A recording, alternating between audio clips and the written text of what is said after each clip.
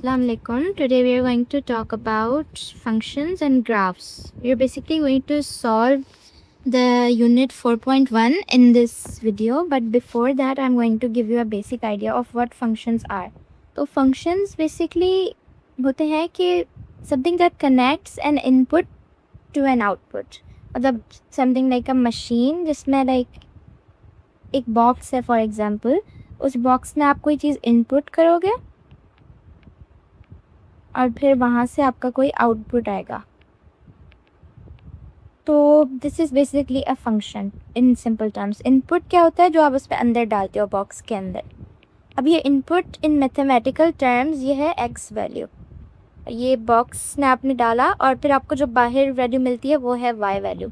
तो फंक्शंस हम लिखते कैसे हैं?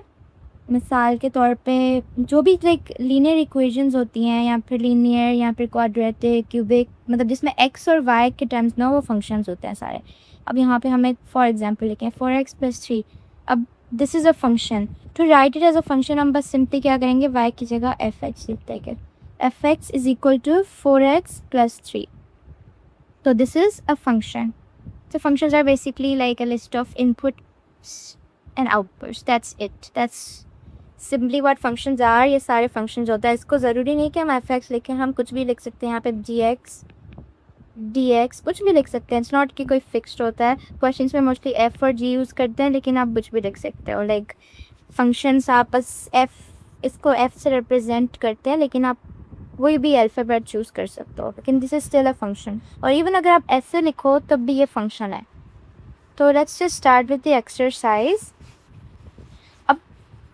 जो फर्स्ट के 2 क्वेश्चंस हैं वो है मैथमेटिकल ऑपरेशंस यूज़ करने के बारे में। So there are 4 mathematical operations we are gonna be talking about: subtraction, addition, multiplication and division. Functions की कैसे करना है, नंबर्स की तो आपको पता होगा। अब हम करने वाले हैं फंक्शंस की subtraction, addition, multiplication and division. तो how do we do the sum? It's really simple. For sum you just need to add the two functions. Like it's basically a plus b, मतलब fx plus gx. You just need to add the two functions. Functions आपको question में given है, आपको बस उन्हें add करना है। And for subtraction आपको बेसिकली क्या करना है, उन्हें सब्ट्रैक्ट करना है। और करना क्या है कि आपको ब्रैकेट्स में ये दोनों चीज़ें लिखनी है, और उनको बताऊँगी क्यों। fx and then gx and you write this in brackets. तो आपको सिंपली करना क्या है, आपको बस सिंपली ऐड कर देना। Is really simple. अब पहला क्वेश्चन है number 1, fx plus gx। fx plus gx। So what we do, we just add them together. जो प्लस साइन है ये बीच में है, ये पूरे ब्रैकेट पर है, लाइक पूरे फंक्शन पर है। तो now what we do is कि हम इसको ब्रैकेट्स में लिख देंगे। First step is to write the function down in brackets. ये fx है एंड देन हम gx लिखेंगे plus gx is 3x minus 2। हमने 3x minus 2 लिख दिया। और अब हम ब्रैकेट्स को ओपन करेंगे। 2x plus 5। अब ये प्लस पूरे ब्रैकेट के साथ मल्टीप्लाई हो रहा है, तो यहाँ का plus into plus is plus and then 3x and then plus into minus is minus. तो यहाँ पे ये ऐसे आ गया। और अब हम क्या करेंगे, अब हम लाइक टर्म्स को साथ लिख देंगे। 2x plus 3x like terms क्योंकि दोनों के साथ x है, प्लस 5 माइनस 2 क्योंकि दोनों न्यूमेरिकल टर्म्स हैं। अब हम इन्हें ऐड करेंगे तो यहाँ आ जाएगा 5x और यहाँ आ जाएगा 3। So this is the answer. And simply अगर हम देखें तो आप, I hope you are familiar with this, कि हम साइंस को कैसे मल्टीप्लाई करते हैं। जब हम 2 एडिशन की साइंस को मल्टीप्लाई करते हैं तो we get a plus sign back. और जब हम प्लस और माइनस को मल्टीप्लाई करते हैं तो हमारा आंसर हमेशा माइनस साइन आती है। और जब हम 2 माइनस साइंस को मल्टीप्लाई करते हैं तो हमारा आंसर प्लस साइन आती है। I hope this is clear. अब हम दूसरा क्वेश्चन करें। तो दूसरे क्वेश्चन में just saying fx minus gx। अब fx माइनस gx में क्या होता है कि यहाँ पे भी आप सिंपल, वैसे हमने वहाँ पे प्लस डाला था, अब हम माइनस डालते हैं बीच में और हमें ब्रैकेट्स में लिखना है। जस्ट रिमेंबर दिस, fx को ब्रैकेट में लिखा 2x प्लस 5 और फिर gx को ब्रैकेट में लिखा 3x माइनस 2। तो अब हम इसको ऐड करें और यहाँ पे ये ब्रैकेट से मल्टीप्लाई हो रहा है, तो यहाँ पे प्लस है, plus into minus is minus, minus 3f, minus into minus is as we said it's plus, plus 2। अब हम फिर से लाइक टर्म्स को साथ लिख देंगे, +5 + 2। तो ये आ जाएगा -x और ये आ जाएगा 7, तो 7 - x is the answer for this. और अब we move to the second question. This was pretty simple, इसमें बस प्लस और माइनस की हमने बात की, इन दोनों की बात की। अब नेक्स्ट क्वेश्चन में हम इन दोनों की बात करेंगे। तो अब जो नेक्स्ट क्वेश्चन है इट्स बेसिकली मल्टीप्लिकेशन और डिवीजन के बारे में। जब हम मल्टीप्लाई करते हैं तो उसमें बस हम क्या कर रहे हैं, दोनों फंक्शंस को मल्टीप्लाई करेंगे फिर से ब्रैकेट्स लगा के। और जब हम डिवाइड करेंगे तब हमें बस डिवाइड करना होगा। जैसे मैं क्वेश्चन सॉल्व करूँगी तो ये ज़्यादा क्लियर हो जाएगा। अब पहले क्वेश्चन में वो बोल रहा है f(x) × g(x). अब हमें दोबारा से क्या करना है, दोनों को ब्रैकेट्स में लिख देना है। f(x) क्या है यहाँ पे, x + 2, और फिर g(x) क्या है हमारा, 2x + 4, 2x + 4। अब हमें इन दोनों को मल्टीप्लाई करना है। अब हम मल्टीप्लाई कैसे करेंगे, इसके लिए बेसिकली आपको करना क्या होता है, लेट मी जस्ट डेमोन्स्ट्रेट कि ब्रैकेट मल्टीप्लिकेशन कैसे होती है। Let's just do it with a simple a + b को अगर हमने मल्टीप्लाई करना हो c + d के साथ तो हम कैसे करेंगे, हमें क्या करना होगा, पहले ब्रैकेट की टर्म को इन दोनों के साथ, पहले इसको इसके साथ, फिर इसको इसके साथ, फिर इसको इसके साथ, और फिर इसको इसके साथ। आपको सब टर्म्स को आपस में मल्टीप्लाई करना होगा। पहले a × c, ये हो गया ac + ad + bc + bd। तो बेसिकली ऐसे करना होता है। This getting really messy. तो करना क्या होता है, पहले इसको इसके साथ 1, एंड देन इसको इसके साथ 2, एंड देन इसको इसके साथ 3, एंड देन इसको इसके साथ तो 4। अब पहले क्या करेंगे, x × 2x, तो ये हो जाएगा 2x²। देन हम x को 4 के साथ करेंगे, वो हो जाएगा 4x। फिर हम 2 को 2x के साथ तो वो हो जाएगा 4x, फिर 2 को 4 के साथ तो वो हो जाएगा 8। तो हमें बेसिकली एक ब्रैकेट जो फर्स्ट वाला है उसको दूसरे ब्रैकेट के दोनों टर्म्स के साथ मल्टीप्लाई करना है 1 बाय 1, तो 4 टर्म्स होंगे यहाँ पे। अब हम यहाँ पे 2 लाइक टर्म्स है तो हम इनको प्लस कर देंगे, 2x² + 8x + 8। So this is the answer. और अब दूसरा क्वेश्चन है g(x) × f(x). अब ये हमें यहाँ पे एक कॉन्सेप्ट समझना है कि पहले हम किसी भी ऑर्डर में मल्टीप्लाई करें, regardless of the order the answer will be the same, whether you multiply f(x) by gx और gx by f(x), तो आंसर जो है वो सेम आएगा क्योंकि you are multiplying the same terms. यहाँ पे ये रूल है कि a × b = b × a, क्योंकि आंसर दोनों से सेम आएगा। यहाँ पे बस आप gx को पहले लिखोगे 2x + 4 एंड देन x + 2, लेकिन आंसर जो है it would still be this, so that is still the answer। और फिर the next question is about dividing them. अब हम डिवाइड कैसे करते हैं, we simply write them down. जो हम क्वेश्चन में देखेंगे न्यूमरेटर कौन सा है, डिनोमिनेटर कौन सा है। दिस इज़ द न्यूमरेटर जो ऊपर आता है, और जो नीचे आता है वो होता है डिनोमिनेटर।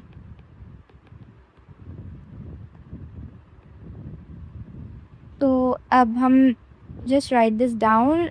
f(x) हमारा है x + 2, gx हमारा है 2x + 4। Now how do you do this, इस बारे में आपको करना ही होता है, आपको कॉमन लेना होता है क्योंकि आपको डिवाइड करना है तो आपको थोड़ा सा इसको सिंप्लीफाई करना होगा। अब ये वाली जो टर्म है ये तो पहले से ही बहुत ज़्यादा सिंप्लीफाइड है ना, इस पे काम करना होगा। So what we can do is we can take something common. अब इस पर हम क्या कॉमन ले सकते, क्या हम x को कॉमन ले सकते हैं इन दोनों टर्म्स में, हम नहीं ले सकते क्योंकि दोनों टर्म्स में x नहीं है। इस वाली टर्म में x है, इस वाली में नहीं है, तो हम x को कॉमन नहीं ले सकते। अब 2 को हम कॉमन ले सकते हैं क्योंकि इस वाली टर्म में भी 2 है, और इस वाली टर्म को अगर हम थोड़ा सिंप्लीफाई करके और लिखें x + 2 एंड 2x + 2 × 2, बस बेसिकली हमने इसको सिंप्लीफाई करके लिख दिया कि इसमें 2 2s आ रहे हैं, मतलब 2 × 2 = 4। तो अब एक 2 इसमें से कॉमन आ सकता है और यहाँ पे भी एक 2 है, हम क्या करेंगे, x + 2 2x + 2। Now to make sure कि you have done this part correctly, what you can do is you can multiply this and you should get this same answer। जो यहाँ पे अगर आप इनको मल्टीप्लाई करोगे तो यही आंसर आना चाहिए, जिससे आपको पता चलेगा कि आपने जो कॉमन लिया है वो आपने सही लिया है। Just to verify you can do that. खैर ये दोनों यहाँ पे सेम है तो ये कट हो जाएंगे। अब आंसर आ जाएगा 1/2।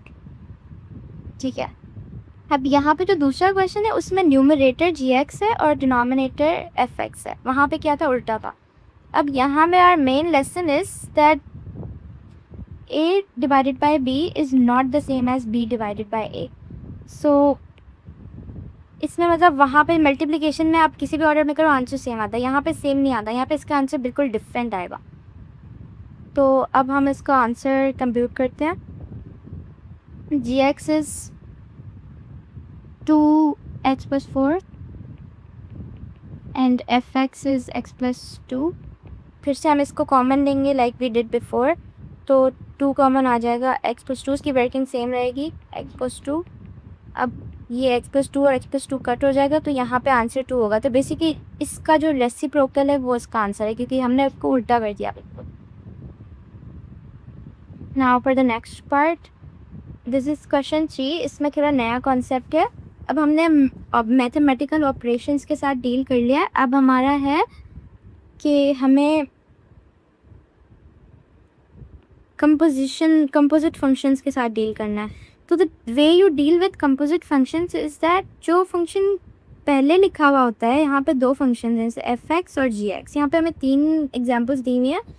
फॉर सिंप्लिसिटी हम अभी सिर्फ एक की बात कर रहे हैं, इनको कट कर देता है ताकि ये कंफ्यूज ना करें। अभी हम सिर्फ इसकी बात कर रहे हैं।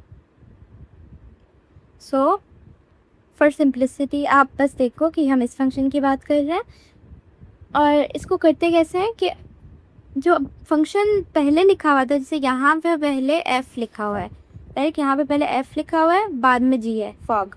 तो इसका मतलब ये है कि जो f है वो बाहर है, f is the outside function and gx is inside fx। मतलब ये ओ बोल रहा है कि जो f है it's outside and g is inside. जो बाद में फंक्शन है वो अंदर होगा, जो बाहर फंक्शन है वो पहले होगा। तो the first step is just to write it down. Fog अगर लिखा हुआ है तो f बाहर है, गॉफ लिखा हुआ है इसका मतलब g बाहर है और fx अंदर है। फॉफ लिखा हुआ है तो मतलब f बाहर है और f भी अंदर है, और अगर गॉग लिखा हुआ है तो g बाहर है और g अंदर है।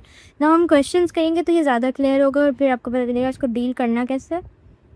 So the first question is the first question is fog.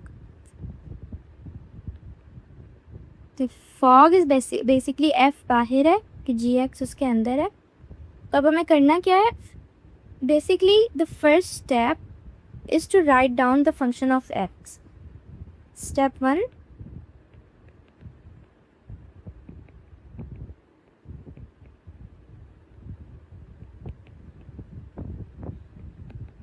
write down the function that is outside, not inside, ठीक है।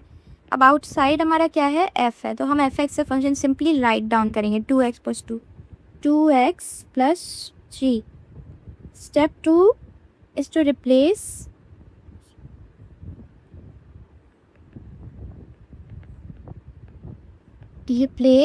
x with a box, कि हमें यहाँ पे x को रिप्लेस कर देना है with a box. Third step is to write the inside function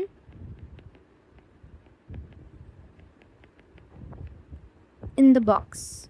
अब यहाँ पे इनसाइड फंक्शन है gx, तो हमें सिंपली बॉक्स में gx लिख देना है। अब यहाँ पे gx है क्या, x क्यूब।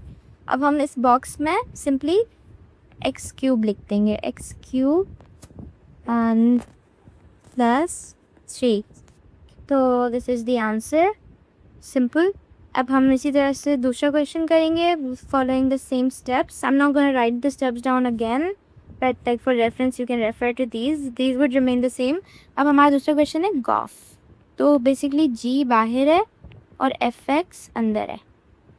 अब हमें करना क्या है कि g का जो फंक्शन है हम उसको लिखेंगे, g का फंक्शन है x क्यूब, हमें x क्यूब लिखना है। अब x क्यूब, x को रिप्लेस कर देना है विद अ बॉक्स, क्यूब तो यहाँ पे रहेगा, और फिर हमें इस बॉक्स में अंदर वाला फंक्शन लिख देना है। अंदर वाला फंक्शन क्या है, 2x plus 3। यहाँ पे हम लिख देंगे 2x plus 3 cube. This is the answer. And now for the c part, our c part is false। अब हमें फाइंड करना है। फॉफ कैसे फाइंड करेंगे, यहाँ पे हमें f का फंक्शन लिख देना है क्योंकि f बाहर है, तो f का फंक्शन है 2x + 3, 2x + 3। अब हमें x की जगह बॉक्स लगा देना है और अब हमें बॉक्स में वो फंक्शन लिखना है जो अंदर है। अंदर भी 2x + 3 है, तो हम बॉक्स में पूरा 2x + 3 लिख देंगे। I hope this is clear. अब इसको इससे मल्टीप्लाई करके हम फर्दर सिंप्लीफाई कर देंगे। 4x + 9। अब इसी का डी पार्ट भी इसी की तरह होगा। D part is gof, sorry it's gog, we already did gog, gof gog. तो अब हमें जी का फंक्शन लिखना है x³। अब यहाँ पे स्क्वायर आ जाएगा। अब इस स्क्वायर में भी फिर से यही वाला फंक्शन आएगा x³। यहाँ पे पहले से क्यूब के ये मल्टीप्लाई हो जाएंगे, फिर ये हो जाएगा x⁻9 ऑनस्टेड। सिंपल। अच्छा जी, आपने कॉन्सेप्ट तो पूरा पढ़ लिया, लेकिन भाई प्रैक्टिस कहाँ से करोगे? तो इस प्रैक्टिस के मसले को हल करने के लिए पंजाब का मंजन आप सब लोगों के लिए लेके आ रहा है बिल्कुल एग्जाम डिक्टो copy related practice grand test. इसके अंदर फिजिक्स के, केमिस्ट्री के आपके सारे के सारे चैप्टर वाइज हैं। अगर आपको एक्सेस करना है, अभी डिस्क्रिप्शन में जाओ और अटेंड करो, जो सीखा है उसको अप्लाई करो, तभी तो मार्क्स आएंगे। ठीक है। इसके अलावा अगर आपको नोट्स चाहिए, आपने कहा लेक्चर तो बहुत बड़ा है, हमें पेपर की तैयारी करनी है, तो उसके लिए अगर आपको नोट्स चाहिए, आप हमारे नोट्स बिल्कुल ये हाई क्वालिटी वाले प्रीमियम ले सकते हैं, इस्तेमाल कर सकते हैं। अगर ये आपको बिल्कुल फ्री में चाहिए, अभी डिस्क्रिप्शन में जाओ, तुम्हें व्हाट्सएप ग्रुप की लिंक बना, तुम्हें हमारे व्हाट्सएप चैनल की लिंक बने, या तुम हमारे इस नंबर पे तुम्हें नजर आ रहा है, यहाँ पे नीचे ऊपर नंबर है, इस पर जाके मैसेज करो, उसमें हमें नोट्स हैं, हम आपको ग्रुप में ऐड कर देंगे और वहाँ पे सारे के सारे ऐसे हाई क्वालिटी प्रीमियम नोट्स का आपको मिलेगा एक्सेस, आपके chapter 1, chapter 2, physics, bio chemistry में तमाम सभी। ठीक है। इसके अलावा हमारे प्यारे बच्चे कहते हैं सर हमें अभी भी तैयारी नहीं हो रही है, हमें समझ नहीं आ रहा हम कैसे पेपर मिलाएं। तो जी, पंजाब का मंजन आपके लिए तमाम सब्जेक्ट की तैयारी करवाने के लिए पूरे के पूरे 5 सब्जेक्ट लेके आ चुका है, पूरी 1 साल की बैच, सिर्फ और सिर्फ पूरे साल के 15,000 रुपये में। इस बैच के अंदर खास बात पता है क्या है? हम यहाँ पर राइटिंग मेथड सेशन करते हैं, जो कि एग्जाम राइटिंग मेथड सेशन है। अगर आपको लिखना नहीं आता, आपको लिखना सिखाएंगे। एग्जामिनर आपके चाचू का बेटा तो है नहीं, आपको फ्री में मार्क्स देके चला जाए। तो हर सवाल को करने की टिप्स एंड ट्रिक्स होती है, स्टाइल होता है, पैटर्न होता है। तो हमारी टीम आपको चैप्टर टेस्ट, वो तमाम की तमाम टिप्स एंड ट्रिक्स से कैसे चीज़ों को लिखें, पेपर की प्रेजेंटेशन कैसे हो, उसकी तैयारी, उसके अलावा 24/7 टीचर सपोर्ट, कोई भी किसी वक्त डाउट हो वो करो। और तुम्हें कहीं बाहर जाने का सर ही नहीं मारना। क्यों?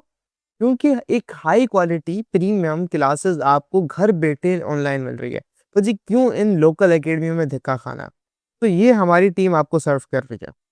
Now the fourth question is simply about fog and GOF, like composite functions again. So it's pretty simple and it's basically the same thing we did above, but now we have to find the we have to find a constant that's missing over here.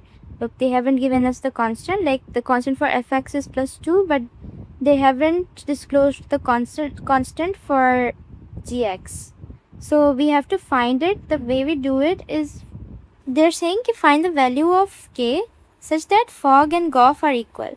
So for fog and GOF to be equal, to set them equal, we first have to calculate what fog and GOF are, and then we set them equal, and then we calculate the value of k.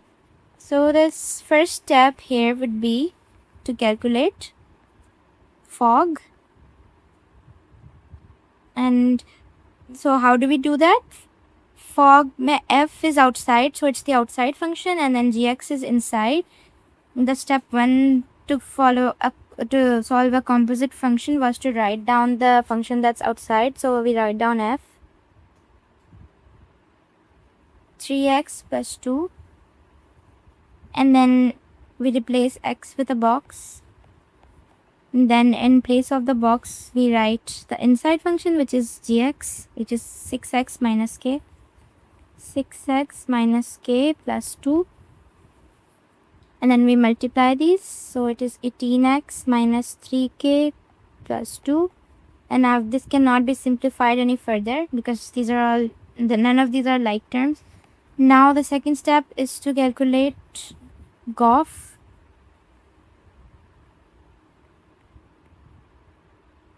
So g is outside and fx is inside. So now we write down g, 6x minus k. We replace x with a box. Then inside the box we put the inside function, which is fx, 3x plus 2 minus k, 18x plus 12 minus k. Now again this cannot be solved any further. Now what we have to do is we have to set them equal simply, and then we have to find the value of k. So we set both of these equal. 18x minus 3k plus 2, 18x plus 12 minus k. So first of all 18 gets cancelled out, and then we have minus 3k plus 2 here, and then 12 minus k here. So we bring the like terms over to one side. Minus 3k plus k, 12 minus 2. So this would be minus 2k and then 10k, and then this is getting multiplied over here, where this side it gets divided. So our answer is k is equal to minus 5. Simple. Now these are a different sort of questions. These are also composite functions because there is one function inside the other, but the difference here is that we are given the values of x. So ऊपर क्या था कि we had gof, we had fof, but that was it. We weren't given any x values. Here we are given x values. So this would be solved differently. इसका method बिल्कुल different है ऊपर से. ऊपर आपको पहले outside वाला लिखना था, फिर उसमें box लगाना था. Here you just have to follow a different approach, and so the step 1 here is to solve the inner bracket. हमें इसमें करना क्या है, हमें simply इसमें जो first step है वो ये है कि हमें इनर ब्रैकेट को सॉल्व करना है. जो इनर ब्रैकेट है, जो यहाँ पे जो इनर वाला है उसको सॉल्व करना है, बाहर वाले को इग्नोर करना है. जी ये जो बाहर वाले उनको देखना भी नहीं है. तो पहला क्वेश्चन करें अगर हम F4. अब हम बाहर वाले को तो इग्नोर कर रहे हैं फॉर नाउ. अब हमें पहले इसको सॉल्व करना है. तो क्या करना है, f का फंक्शन लिखना है 3x प्लस 2. अब इसमें x की वैल्यू हमें दी हुई है इन्होंने 4 प्लस 2. अब हम इसको कंप्यूट करेंगे तो ये हो जाएगा 12 प्लस 2 14. अब ये जो 14 है, since we have found out, we have established कि f4 is equal to 14, can we write this as this कि यहाँ पे जो इसकी पूरी इनर वैल्यू है ये जो हमने कैलकुलेट किया वो 14 है. तो अब हमें सिंपली करना क्या है कि हमें g वाले फंक्शन में 14 पुट करना है. तो हम g वाला फंक्शन लिखेंगे पहले 2x प्लस 3. अब यहाँ पे हम x की जगह 14 लिख देंगे प्लस 3. अब हमारा आंसर आ जाएगा 28 प्लस 3 31. अब हम दूसरा क्वेश्चन करके देखते हैं इसी तरह से.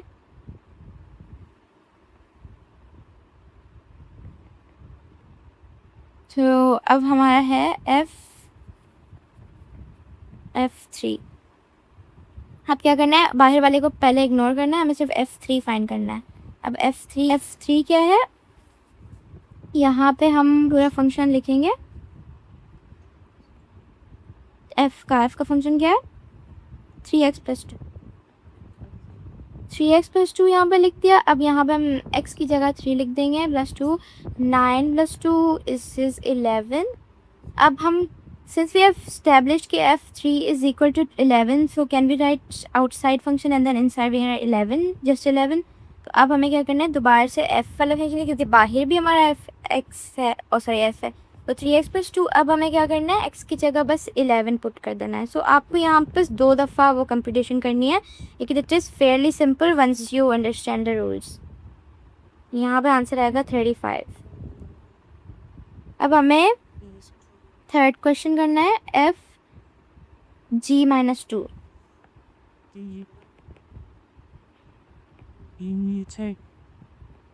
अब हमें यहाँ पे इग्नोर करना है इसको, हमें पहले G-2 फाइंड करना है. तो G-2 कैसे करेंगे, यहाँ पे हम पहले G का फंक्शन लिखेंगे which is 2x plus 3. 2x plus 3. अब यहाँ पे x की जगह आप will just write -2 plus 3 -4 plus 3 and then the answer is -1. तो we will simply write f, यहाँ से carried over f, and then this is all of this is equal to 1, so we'll write that. So now we have to write the function of f again. The function of f is 3x plus 2. 3x plus 2, and then x is minus 1 plus 2 minus 3 plus 2, which comes out to be minus 1. So the answer is minus 1a.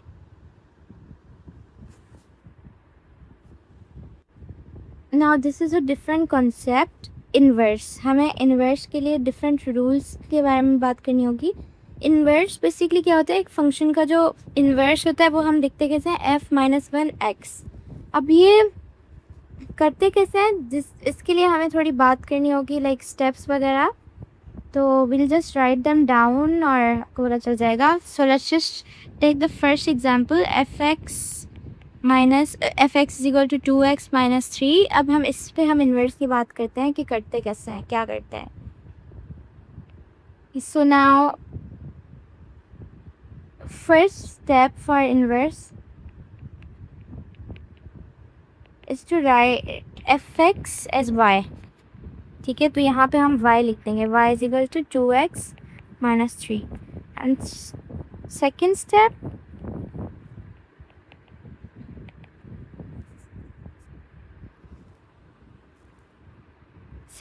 क्या है, we replace y with x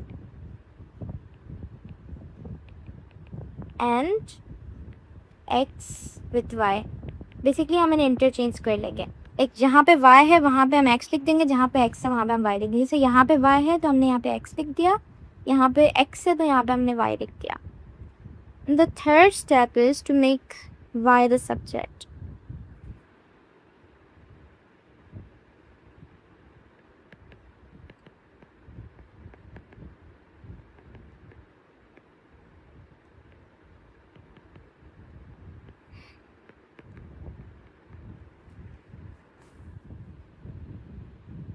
So we have to make y the subject. अब यहाँ पे कैसे करेंगे, ये इस side को आइसोलेट करें, x 3 माइनस 3 को इस साइड भेज दिया तो ये प्लस 3 हो गया.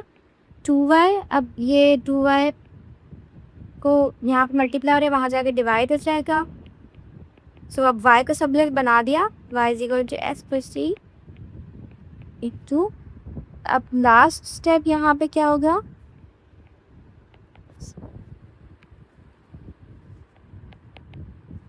last step would be write y as f minus 1x. This is how we write the inverse. F minus 1x is equal to x plus 3 over 2. So this is the answer. It's pretty simple, and these are the steps that you need to follow. And let's do the second question. Fx cube minus 1.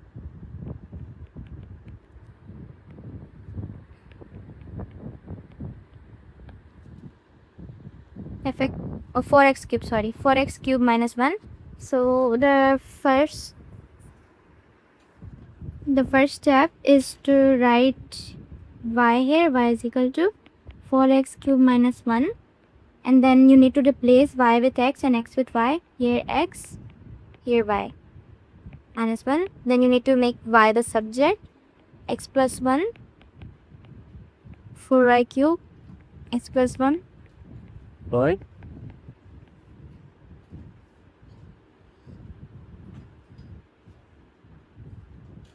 Now this is the cube. We only need y as the subject. We don't need the cube here. So we take cube root on both sides to get rid of this y. Taking cube root on both sides. So x plus 1 over 4 is equal to y cube 2. So this gets cancelled, and we are left with y is equal to x plus 1 over 4. Now we need to write this y as f minus 1x is equal to cube root x plus 1 over 4. So this is the inverse. And now for the second question. We already did this. Now for the third question. Third question is about, okay, so now we write fx as y and minus 1, then we replace. Now we need y, but y is under a square root, so we need to get rid of this square root. So for that we need to take square on both sides.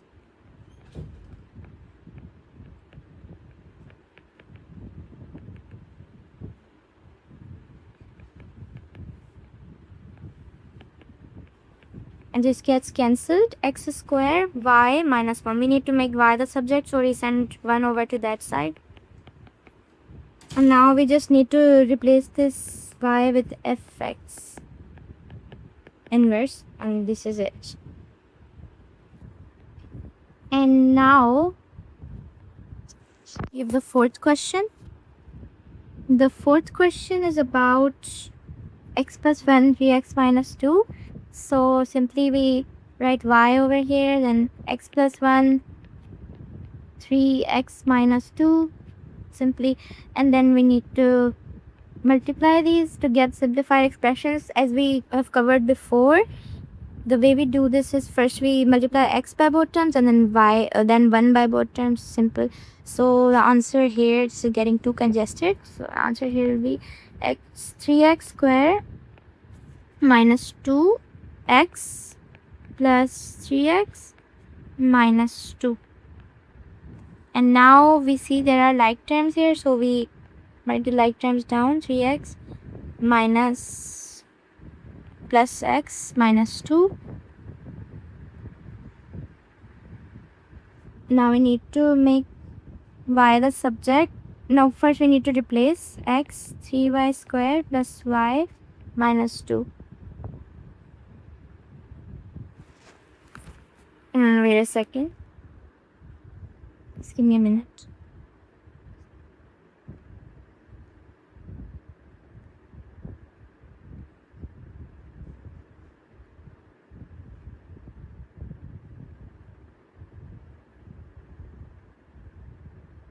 Oh, I'm so sorry. I did this wrong. We actually have to divide here. They aren't asking for multiplication. They're asking for division. I read it wrong. This is y x plus 1 divided by 3x minus 2. Now what we need to do is we need to replace x with y and y with x. So we do that first. Okay. So now we need to find a way to isolate y. So we just trust the process. Now for the first thing we can do is we can bring this over to this side and we'll multiply it by x, 3xy minus 2x, and this is y plus 2. Now we need to make y the subject, right? So we send all the y terms over to this side and all the other terms over to this side. So minus 2x minus 1 y minus 3xy. So now minus 2x minus 1, and here we can take y common. Here there's nothing else, so there is 1 minus 3x, and here you can see we have y as our subject. Now we can send this over to the other side. Minus 2x minus 1 divided by 1 minus 3x, and we have y as the subject. Now we just write f minus 1x, and this is the answer.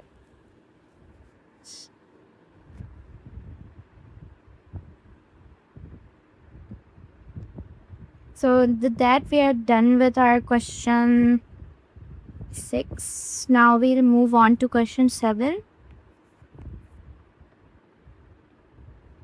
Question 7 is also about finding inverses, so there's nothing new to learn here. We just need to compute f inverse and g inverse, and then we need to set them equal and find the value of x. We did something similar upstairs with the composition functions, so that's exactly what we're going to do here, but with this, but inverse. So step 1 is to find f minus x. So we have the function here, fx 4x plus 2 y 4x plus 2, and then this y gets interchanged. We need to make this the subject, x minus 2 divided by 4. This is our inverse for x.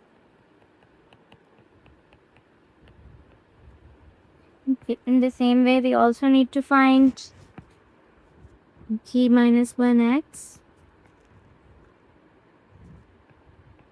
तो gx is equal to 6x minus 18. Now we need to write y here, 6x minus 18, and then x, 6y minus 18. We replace these, and then we make y the subject. So we first bring this over to this side, this minus 18 that becomes plus 18, and then we divide by 6. It's getting multiplied over here, so it gets divided over here. Now for step 2, we need to set these both equal, this term and this term. X minus 2 upon 4 is equal to x plus 18 upon 6. So now when we have two fractions, we just cross multiply, I guess. 6 goes to this side and 4 goes to that side. We just compute 6x minus 12, 4x plus, I believe 4 into 18 is 72. Let me verify that. Just give me a second. Yeah, it is 72. And now we send the like terms to this side and this side. 6x minus 4x, 72 plus 12. This becomes 2x and this becomes 84. And then 84 divided by 2, x is equal to 42. This is very simple as well. Now for question 8. Question 8 is a different concept, so we're gonna talk about the concept first. Okay, so now before starting question 8, let's talk about inverse property. We have already learned how to calculate inverse, but this is something which proves that we have calculated the inverse correctly. So basically, if you calculate the inverse of something, then if you put it inside the actual function, the answer should always be equal to x. Like f minus f should always be equal to x. Like the outside function is the one that you originally have, and then we have a function inside that. So if you put the function inside that, you always get x as the answer. As we do some questions, you'll get what I'm talking about. So first,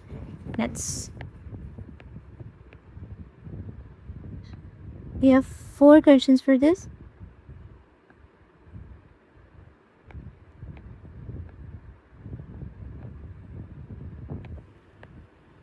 The first question is fx. See, it's saying this, okay, it should be equal to x. Actually, both of them should be equal to x, f and this as well.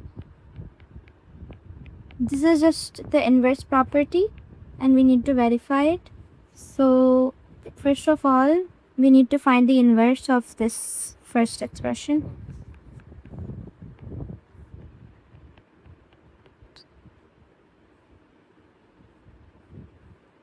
Now we just replace. So the answer for this is x plus 6. And how we did that, we just followed all our rules that I talked about above. And now we need to see if of is equal to x. So f is outside and inside we have the inverse function. Now how we did this is that we just write the outside function f. What is f? X minus 3. So we write the outside function down, x minus 6, and then we put a box here. Inside the box we write the function that's inside, and the function that's inside is x plus x, as we found it over here. X plus x minus 6. As you can see, these get cancelled out. This is a 0, so the answer is x. And it should be x both ways. If we do if we do FOF, this should also be x. Let's do this. So f minus 1 is outside and fx is inside. So we write down the outside function, which is f inverse, which is x plus 6. And then we write a box in place of x. And then in the box, we write the function that's inside. So fx, x minus 6. X minus 6 plus x. Again, these get cancelled and the answer is x. So this gets verified.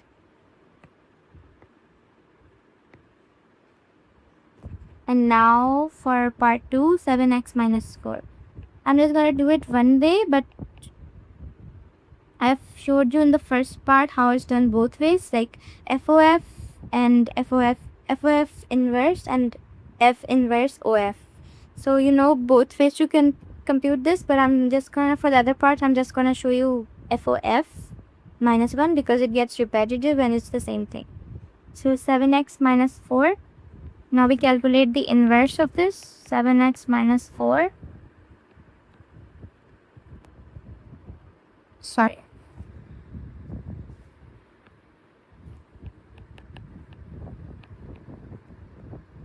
Now in case of this x, we just write y. Oh, sorry, we just isolate this x plus 4 divided by 7 by x minus 1x is equal to x plus 4, 7. Now we need to prove the FOF identity. F is outside and f minus 1x is inside. So we write down the outside function, which is 7x minus 4. And then we put a box in place of x, and then we just write down the inside function in the box. The inside function is x plus 4, 7 minus 4. Now what happens is this gets cancelled out. X plus 4 minus 4, these get cut, 1x. So if you ever have to verify if you've calculated the inverse correctly, you can use this identity even to verify, even if it's not asked in the exam. You can still do it just to be sure that you did it correctly. Now the third question is fx x minus 3, 4.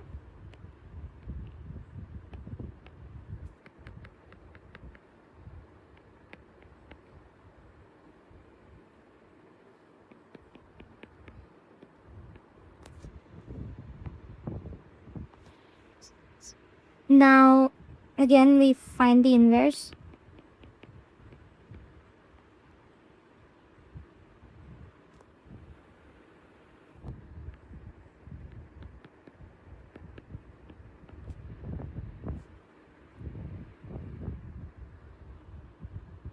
Hang on.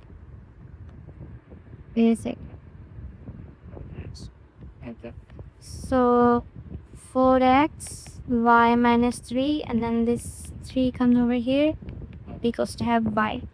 So now we have the inverse.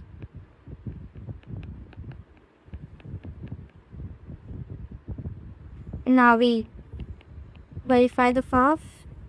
We write down the outside function, which is x minus 3, sorry, the outside function, yeah, x minus 3, 4. X minus 3, 4, and then we put a box in place of x. And then in the box, we put the inside function, which is inverse, 4x plus 3 minus 3 over 4. So what happens here is that this is 0. Then 4x upon 4, this gets cancelled. We are only left with x, again proving the identity. Our fourth question, the fourth question is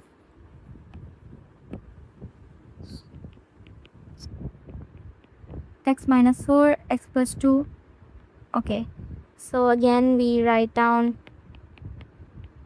the y, and then we interchange x with y. And then we multiply this.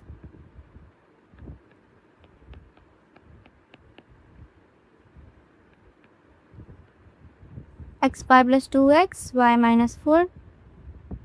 Now we need to isolate the y terms. 2x plus 4, y minus xy.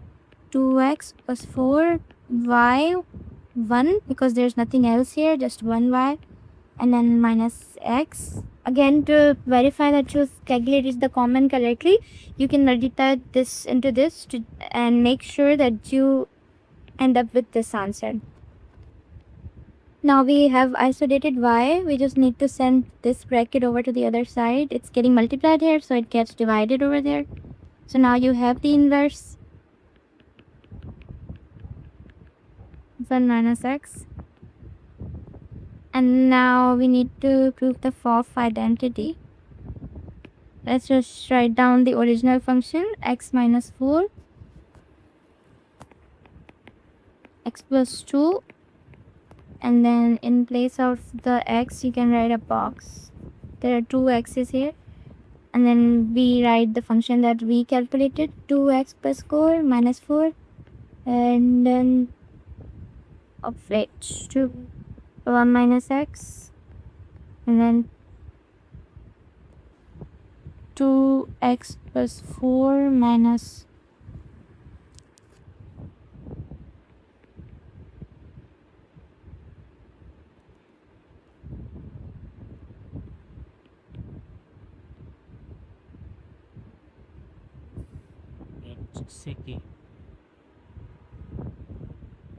so this gets cancelled and this is also cancelled, so we are only left with 2x plus 2.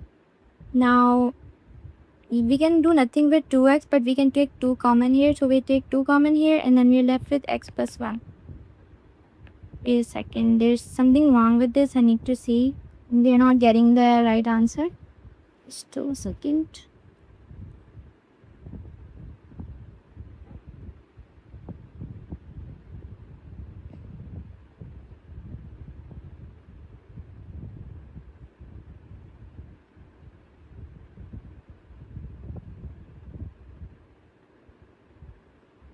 Okay, so there's just a computation error. Let's just do it again. There's a computation error from here. We'll redo it. In the box we write down our inverse.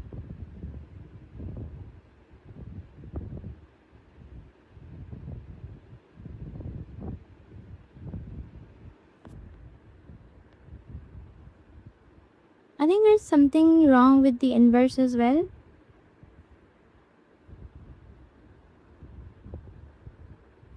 Oh wait, no.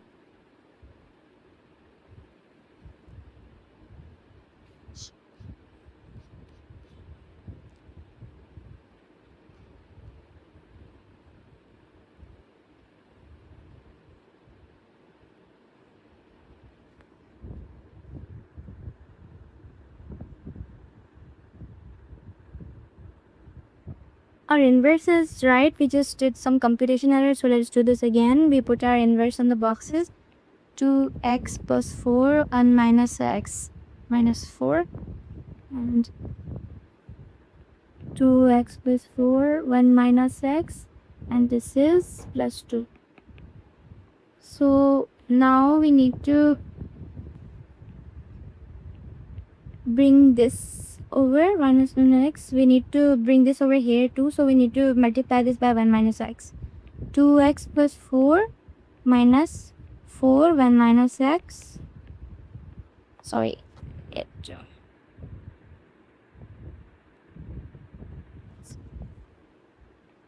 2x plus 4 minus 4, and then we multiply this over there, 1 minus x, to bring this over to both sides. And then we do the same down here, 2x plus 4 plus 2 1 minus x. Okay, now it's correct. Now we just solve this. 2x plus 4 minus 4 plus 4x 1 minus x. By the way, this 1 minus x gets cancelled, so let's just cancel it here. 2x plus 4 plus 2 minus 2x. Now let's see what we can do here. This gets cancelled. This is 6x. 2x plus 4x is 6x, and then 2x minus 2x is 0, and then 4 plus 2 is 6. So these 6's get cancelled and we are left with x, proving our identity. So this had a lot of computation, so the chances for error was high.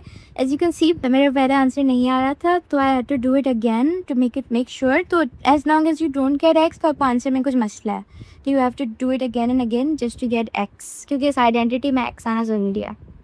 Okay, so that concludes exercise 4. Sorry, not exercise 4, question 8. We still have question 9 and 10. Starting question 9, we're going to talk about something called domain and range. We're going to talk about this concept. So what are domain and range? Domain, there's one thing called domain, and then there's another thing called range. And then we have already talked about what a function is. So domain is another name for input. ठीक है, जो हमने x values की बात की थी ना, तो उसमें डोमेन क्या होता है? इनपुट, लाइक जो वैल्यूज़ आप डाल सकते हो. और range is another name for output, जो बाहर निकलता है. तो basically input x values and output y values. तो बेसिकली फंक्शन में कौन सी वैल्यूज़ आप डाल सकते हो जिसके लिए वो फंक्शन चलेगा, वो ख़राब नहीं होगा, मतलब वो ब्रेक डाउन नहीं करेगा, डिनोमिनेटर में 0 नहीं होगा, स्क्वायर के अंदर माइनस नहीं होगा, कुछ भी. और फिर कौन सी वैल्यूज़ बाहर आ सकती हैं, लाइक इसके लिए कौन से आउटपुट्स पॉसिबल है.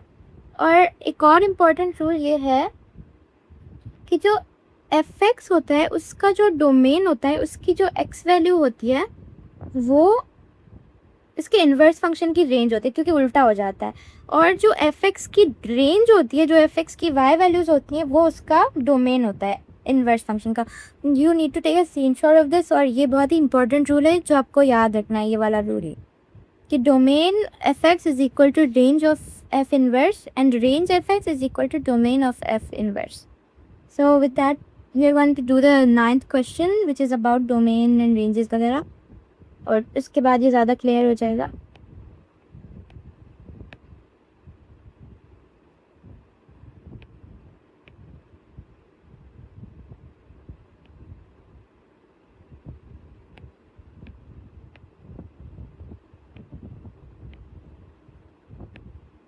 Without finding f inverse, find the domain and range of f inverse. अब हमें f inverse यहाँ पे नहीं निकालना, तो बेसिकली जो इसकी जो डोमेन और fx की जो डोमेन और रेंज होगी वही उसका उल्टा होगी. लाइक इसकी जो डोमेन है वो इसकी range dfx r f1x. Basically यहाँ पे ये आइडेंटिटी हुई rfx इक्वल टू df-1x. तो हमें सिंपली इन क्वेश्चंस में करना क्या है, हमें इस वाले की रेंज और डोमेन फाइंड करना है और फिर उसको उल्टा करके इन्वर्स का बताना. हमें इन्वर्स यहाँ पे फाइंड नहीं करना. अब हम करते कैसे हैं डोमेन और रेंज फाइंड. अब जो पहला क्वेश्चन है 12x - 3. अब 12x - 3 ऐसा फंक्शन है इसमें आप x की कोई भी वैल्यू डालो तो ये ब्रेक डाउन नहीं करेगा. दैट्स वाई इसका जो डोमेन है, मतलब जो इसकी x वैल्यूज़ है वो ऑल रियल नंबर्स आर. ठीक है, और इसकी जो रेंज है, इसका आउटपुट कुछ भी आ सकता है ना, इसमें मतलब कोई लिमिट नहीं है. आप इसमें लाइक हम कोई वो नहीं कर सकते कि इसका आउटपुट कुछ नहीं आ सकता, क्योंकि इसमें आप कुछ भी डालोगे तो कुछ भी आंसर आ सकता है.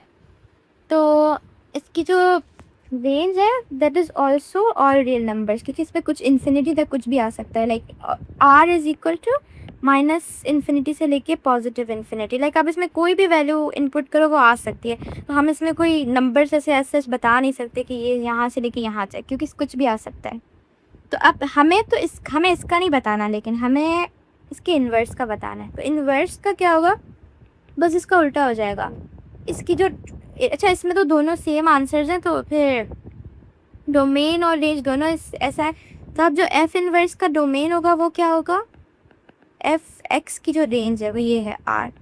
फिर इसका रेंज क्या होगा, जो f(x) का डोमेन है वो भी r है. तो यहाँ पे तो आंसर बिल्कुल सिंपल है, लेकिन आगे थोड़ा वो कॉम्प्लिकेटेड भी सवाल आएंगे. Let's see.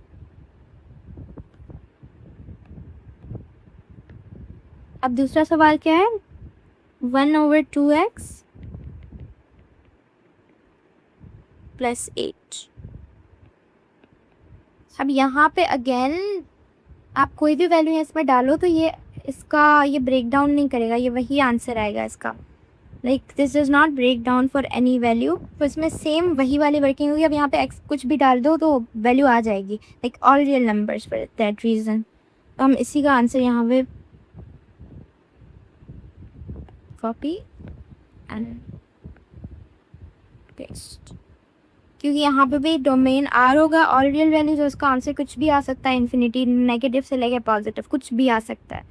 तो इसका भी डोमेन रियल नंबर्स होगा ऑल, और रेंज भी ऑल रियल नंबर्स। फिर एफ इनवर्स का जो है वो उल्टा हो जाएगा, इसका जो डोमेन है वो इसका रेंज, इसका जो रेंज है वो इसका डोमेन।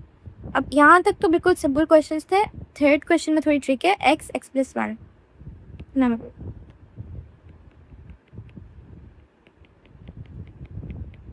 अब यहाँ पे क्या है, उसने क्वेश्चन में भी बताया हुआ है कि x कैन नॉट बी 1, उसने उसकी वो तो पहले से ही बता दी, इसने इसका डोमेन पहले से ही बता दिया। अब देखो होगा क्या, अगर यहाँ पे आप x-1 डाल दो तो क्या होगा, -1 +1, यहाँ पे ये 0 आ जाएगा, -1/0, तो ये ब्रेक डाउन हो जाएगा function.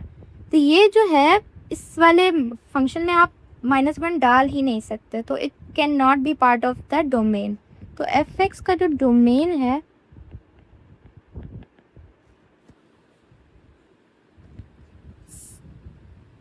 It will be all real numbers, बाकी सारे तो आप डाल सकते हो, बस -1 नहीं डाल सकते, ऑल रियल नंबर्स एक्सेप्ट 1, अब ऐसे लिखोगे कर्ली ब्रैकेट्स में। अब अगर हम इसकी रेंज की बात करें तो अब रेंज में देखो, अब इसको थोड़ा एनालाइज करना पड़ेगा, आपको कैलकुलेट करने का ऐसे कोई फार्मूला नहीं है, आपको इसी को एनालाइज करना पड़ेगा, इसमें क्या वैल्यू है जो कभी पॉसिबल नहीं हो सकती। यहाँ पे आपको देख के ये पता चल रहा है कि आंसर जो है वो हमेशा मतलब ऐसा कभी पॉसिबल नहीं हो सकता कि न्यूमरेटर और डिनोमिनेटर सेम हुआ, क्योंकि यहाँ +1 हो रहा है तो ये इक्वल नहीं है, ये दोनों एक्सप्रेशन, ये देख के पता चल रहा है कि ये दोनों एक्सप्रेशन इक्वल नहीं है। यहाँ पे अब x जो भी इनपुट करोगे यहाँ पे डिफरेंट होगा डिनोमिनेटर, क्योंकि आप +1 कर रहे हो उसमें, तो फिर ऐसा कभी भी नहीं हो सकता। अब हमारा 1 कब आता है आंसर किसी भी फ्रैक्शन का, सिर्फ 4/4 या 21/21, इनको अगर हम कट करें तो 1 आंसर आएगा हमारा, क्योंकि हमारा डिनोमिनेटर और न्यूमरेटर सेम है। यहाँ भी कभी भी डिनोमिनेटर और न्यूमरेटर सेम नहीं हो सकता, तो यहाँ पे भी कभी भी 1 आंसर नहीं आ सकता। तो यहाँ पे इसका जो बाकी कुछ भी आ सकता है इसके अलावा, तो यहाँ पे भी इसकी जो रेंज होगी it will be all real values except 1। अच्छा,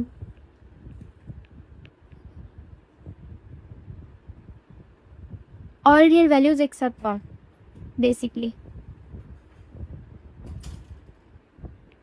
कुछ भी आ सकता है, बस 1 नहीं आ सकता।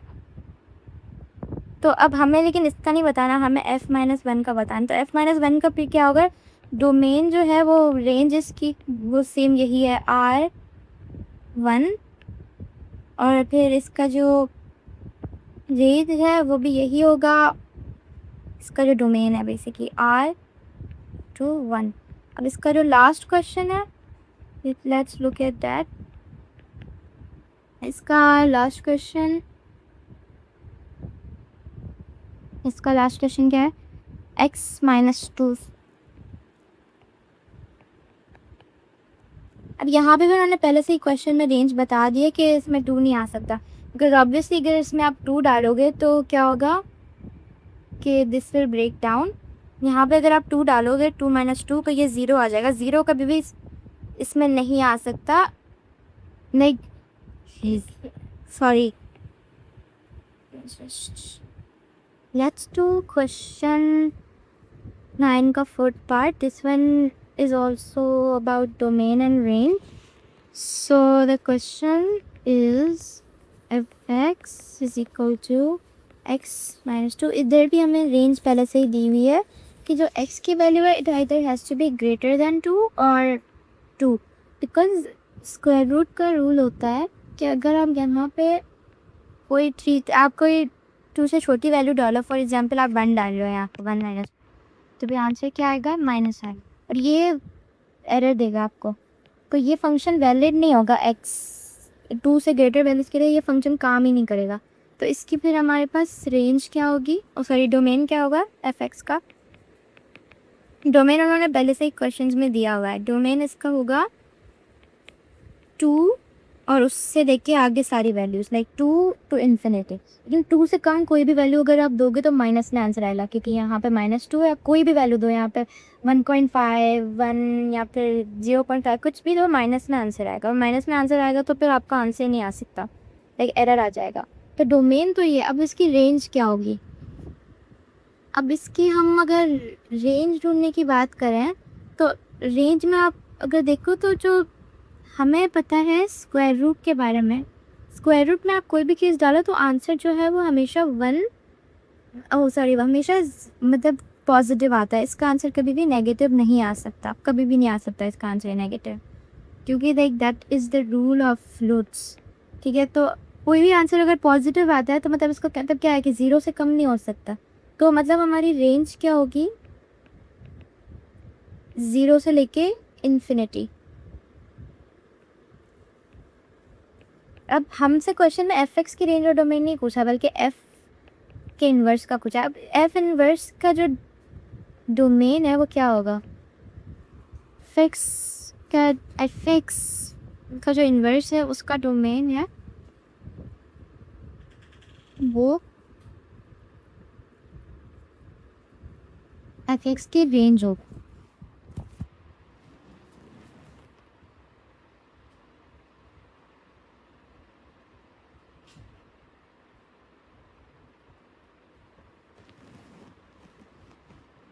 सो एफ एक्स की रेंज विल बी एस्टेब्लिश 0 से लेके इन्फिनिटी का है, और इसका जो डोमेन होगा और सॉरी इसकी जो रेंज होगी वो क्या होगा एफ एक्स का डोमेन।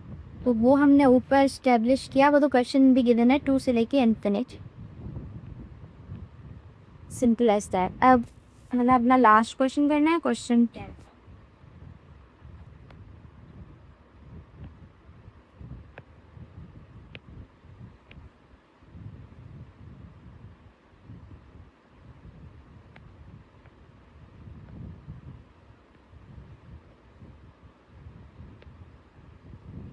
अब यहाँ पे उन्होंने बोला है find the value of a such that f a is equal to g a. अब यहाँ पे हमें जो फंक्शंस गिवन है there given in terms of x, तो इसमें स्टेप 1 क्या होगा, we write the functions in terms of a, क्योंकि यहाँ पे मैं एक्स की वैल्यू क्या गिवन है ए।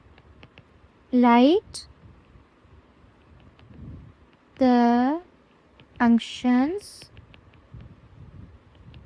इन टर्म्स ऑफ ए।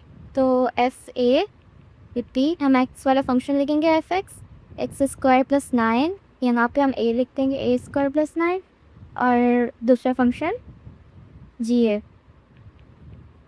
तो हम पास जी है x plus 21, in place of x we write a plus 21।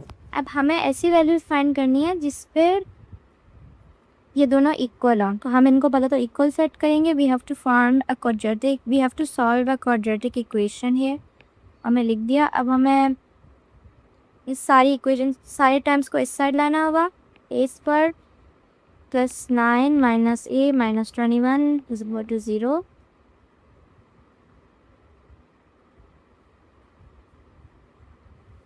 ये आ जाएगा a square minus a minus 12 21 minus 21 plus 9 is 12 is equal to 0। अब हमें यहाँ पे इसको फैक्टराइज करना है। अब हम कैसे करेंगे इसको फैक्टराइज, कि हमें 12 के फैक्टर्स राइट डाउन करना है। सो हमें यहाँ पे थोड़ी सी फैक्टराइजेशन करनी है। हमें 12 के पहले तो how do you make 12, like किस नंबर से बन सकता है। आप 2 इंटू 6 देख के बना सकते हो, 3 इंटू 4 देख के बना सकते हो, और 6 इंटू 2 करके बना सकते हो, 12 इंटू 1 देख के बना सकते हो। अब लेकिन हमें यहाँ पे ऐसे दो नंबर्स को चूज़ करना है जिनसे हमारे पास मिडिल टर्म बन सके। अब यहाँ पे आप 2 में से 6 माइनस करके या 6 में से 2 माइनस करके तो -1 नहीं ला सकते, लेकिन आप 3 में से 4 माइनस करके आप -1 ला सकते हो। ये भी पॉसिबल नहीं है, ये भी पॉसिबल नहीं है। तो अब हम यहाँ पे लिखेंगे ए स्क्वायर, अब हम इसको ए के टर्म्स में लिखेंगे -3a plus 3a minus 4a, क्योंकि हमने लाइक अगर हम इन दोनों को कंप्यूट किया तो आंसर माइनस बनाएगा, लेकिन यही आंसर आएगा, और हमारा 12 भी बन गया। This is how you break down the middle term. अब हमारे पास, अब हम कॉमन लेंगे इसमें, इन दोनों टर्म्स में कॉमन सिर्फ a है, a प्लस 3, और यहाँ पे अब हम 4 को कॉमन लेंगे, -4 को, फिर से a प्लस 3। अब यहाँ पर अगर हम इन्हें माइनस करें, मल्टीप्लाई करें इस ब्रैकेट से, तो आंसर क्या आएगा, -4a एंड -12 है, लाइक यही वाला जो ये वाली जो 2 टर्म्स है वो बन जाएगा। इन दोनों को अगर आप मल्टीप्लाई करोगे तो यही बन जाएगा, a² + 3 है यही वाली। इस तरह से ट्रेस करना है कि सेम यही चीज़ बन रही है, लेकिन हमने इसको डिफरेंट तरह से लिख दिया। और ये भी एक बेसिक ट्रिक है कि आप मिडिल टर्म को देखोगे, फिर आप इसके फैक्टर्स देखोगे, आप देखोगे कौन सा यहाँ पे आप फिट कर सकते हो। आप साइंस खुद ही डिसाइड करते हो। यहाँ पे अगर हमारे पास होता है +1, तो फिर हम क्या करते हैं, +4 - 3a करते हैं। लेकिन ये डिपेंड करता है सिचुएशन पे। खैर यहाँ पे ये दोनों हम एक और मतलब ये दोनों ब्रैकेट सेम है, तो हम लिख देंगे a + 3 और दूसरा ब्रैकेट हमारा बनेगा a - 4। जो ये दोनों टर्म्स है उनको एक ग्रुप टुगेदर करके हम ब्रैकेट बना देंगे a - 4।